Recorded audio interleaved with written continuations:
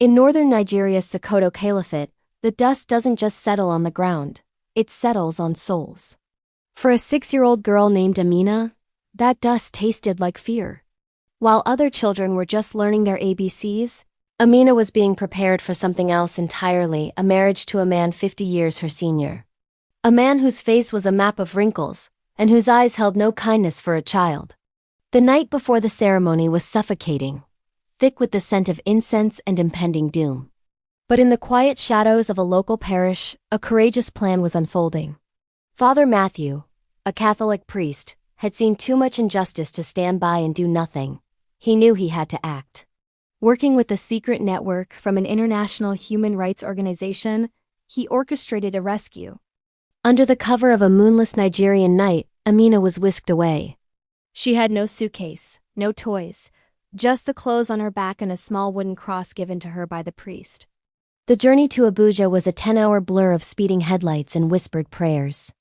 Amina hid beneath a pile of burlap sacks in the back of a car, her heart hammering against her ribs like a trapped bird every time the vehicle slowed for a checkpoint. Father Matthew's hand was steady on the wheel, his focus absolute. When they finally reached the capital, everything moved at lightning speed. Armed with emergency travel documents, Amina was quickly ushered onto a plane. As the aircraft climbed higher and higher, she peered out the window. Down below, the lights of a world that had tried to steal her childhood grew smaller and smaller, until they finally disappeared. Amina landed in a Western nation, a world of vast blue skies and a language that felt like an intricate puzzle. She was met by the Millers, a kind family whose house smelled of eucalyptus and freshly toasted bread. To them, she wasn't a child bride or a victim. She was simply a daughter. Of course, the trauma didn't just vanish overnight. For years, Amina wrestled with the ghost of the man she had fled, a man who believed he could own her. But with every therapy session, and every book she devoured, she slowly reclaimed the pieces of herself that had been fractured. She came to a powerful realization. While a man in Sokoto had tried to own her body, he could never ever touch her mind. This conviction fueled a new dream. She chose to study medicine because she knew firsthand what it felt like to be completely helpless. She wanted to be the one who could step in, the one who could offer a lifeline when all hope seemed lost.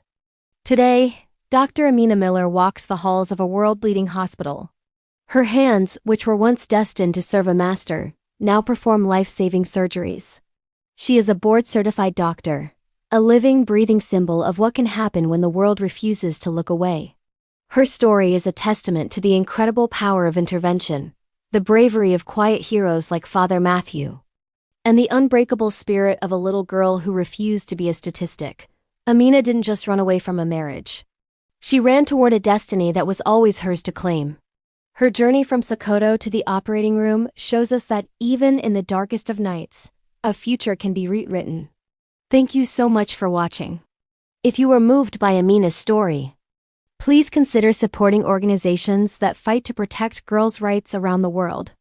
Every like, share, and subscription helps us bring more important stories like this to light. We'll see you in the next one.